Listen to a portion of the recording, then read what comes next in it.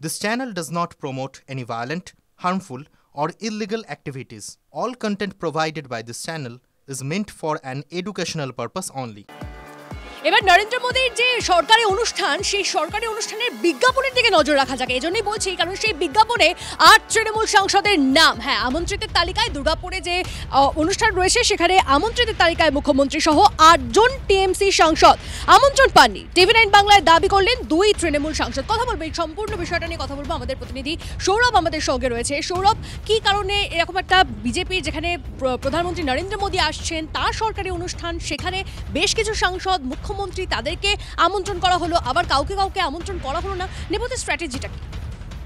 দেখো, তৃণমূল কংগ্রেস তারা কিন্তু দ্ব্যর্থহীন ভাষায় যেটা বলছে যে তাদের যে সাংসদদের নাম যে এখানে উল্লেখ রয়েছে তাদের বক্তব্য যে তারা কেউ আমন্ত্রণ পাননি, এমনকি তারা কোনো প্রশাসনিক অনুষ্ঠান সম্পর্কে তারা জানতেনও না, তারা প্রশাসনিক অনুষ্ঠান সম্পর্কে জানতেনও না। এবং সামগ্রিকভাবে এটা একদিকে যেমন বিজেপি আক্রমণ করছে বাঙালিদের, অন্যদিকে এই নামগুলো দিয়ে একটা সৌজন্যের রাজনীতি করার চেষ্টা করছে। এটাকে নাটক বলে ব্যাখ্যা দিচ্ছেন অনেক সাংসদ যাদের নাম ওখানে উল্লেখ করা হয়েছে। মালা রায়, কল্যাণ বন্দ্যোপাধ্যায় এরা কিন্তু দ্ব্যর্থহীন ভাষায় বলেছেন এরকম কোনো আমন্ত্রণ তাদের কাছে আসেনি। তুমি যাদের নাম বললে, অর্থাৎ সাংসদ কল্যাণ বন্দ্যোপাধ্যায় হতে পারে, মালা রায় হতে পারে, তাদের কি বক্তব্য এই নিয়ে শোনাবো আপনাদের। আমি তো জানি উনি পলিটিক্যাল মিটিং করতে আসছে। এখন পলিটিক্যাল মিটিং করতে এসে আমন্ত্রণ জানাবে, মঞ্চের একদিকে থাকবে, আরেকটা দিকে থাকবে পলিটিক্যাল, আরেকটা দিকে উল্টো দিকে থাকবে অ্যাডমিনিস্ট্রেটিভ। এইসব কমিটিগুলো না করলেই পারে। এ আবার কি ধরনের অ্যাডমিনিস্ট্রেটিভ ওয়ার্ক? একই মাঠের একদিকে থাকবে পলিটিক্যাল মিটিং হবে, অন্যদিকে হবে এগুলো তো ছেলে খেলা হচ্ছে।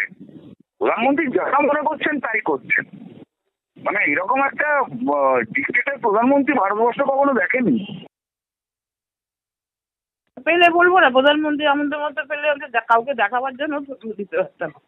কথায় কথা বলছে, এগুলো সব করে ওরা, ওরকম প্রোগ্রাম নিজেরা করে আর বলে দেয় যে আমরা সবাইকে ইয়ে করে দিই। এখানে রেলের অনুষ্ঠানেও তাই করেছে, পাঠাইনি। বিভিন্ন রকম প্রত্যেকবারই এরকম বলে যে আমরা পাঠিয়েছি, কিন্তু আজ অব্দি আমরা কোথাও পাইনি। এবারে আজ অব্দি সেন্ট্রাল গভর্নমেন্টের কোনো এরকম আমন্ত্রণ পত্র পেলে না বলার কোনো মানসিকতা নেই আমাদের। কিন্তু না পেলে বলবো না কেন? আসলে আমরা যাবো কি যাবো না সেটা দলের সিদ্ধান্ত, সেটা তো তার প্রধানমন্ত্রী পাঠালেই যে আমাদের যেতে হবে সেটা কোনো ব্যাপার না।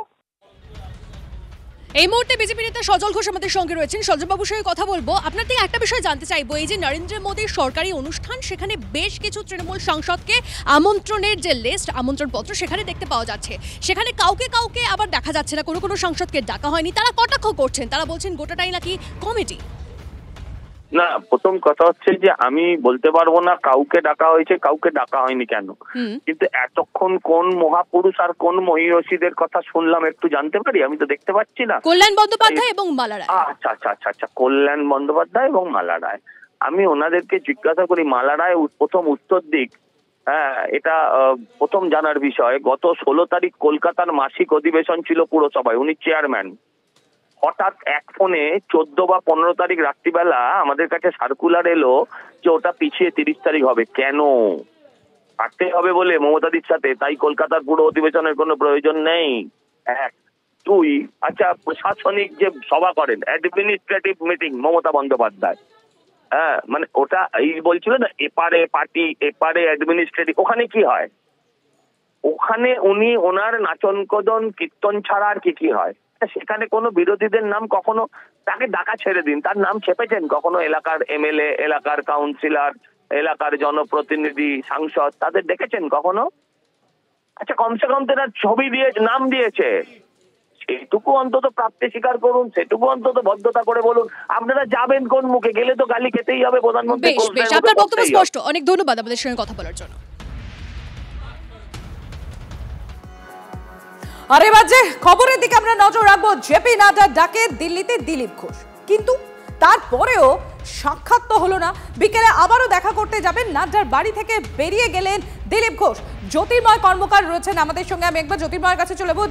জ্যোতির্ময়, আজের প্রধানমন্ত্রী নরেন্দ্র মোদী তিনি দুর্গাপুরে সভা করবেন, আর এদিকে দিল্লিতে দিলীপ ঘোষ, তার আগে তিনি বলেছেন দিলীপ ঘোষ সভায় থাকার আমন্ত্রণ পাননি, কিন্তু কর্মীরা তাকে ডেকেছেন, দল ডাকলে তবেই যাবেন, তারপরে আবার দিল্লিতে ডাক। এগুলো কিসের ইঙ্গিত?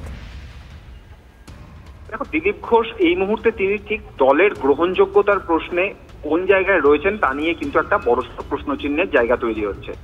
তিনি প্রধানমন্ত্রীর সভায় আজকে ডাক পাননি, তড়িঘড়ি তিনি আজকে দিল্লির উদ্দেশ্যে রওনা হয়েছেন এবং তারপর যে খবর আমরা জানাই যে বিজেপি সর্বভারতীয় সভাপতি জেপি নাড্ডা তাকে ডেকেছেন দুপুর 1টায় তার সঙ্গে বৈঠক করতে পারেন। দুপুর 1টার ঠিক অনেক যথেষ্ট আগেই দিলীপ ঘোষ তার বাসভবনে পৌঁছে যান, কিন্তু পৌঁছে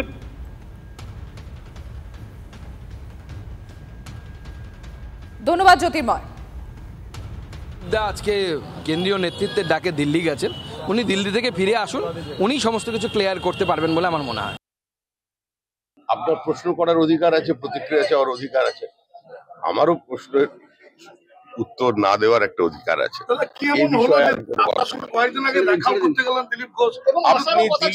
দিলীপ ঘোষ বিজেপিতে ছিলেন, বিজেপিতে আছেন এবং সক্রিয়ভাবে বিজেপিতেই থাকবেন। এটা হচ্ছে ভারতীয় জনতা পার্টির ইন্টারনাল পার্টি ম্যাটার। তারা তাকে রাখবেন না বর্জন করবেন, সম্মান দেবেন না, মালা পরাবেন কি পরাবেন না, এটাতে তৃণমূল কংগ্রেস বিন্দুমাত্র মানে বিব্রতও নই, আর বিন্দুমাত্র আমাদের সময় নিয়ে এটা নিয়ে ভাবা। যথাযোগ্য মর্যাদা দিয়ে মানুষের সম্মান ভারতীয় জনতা পার্টি দেয় না, এটা আমরা জানি।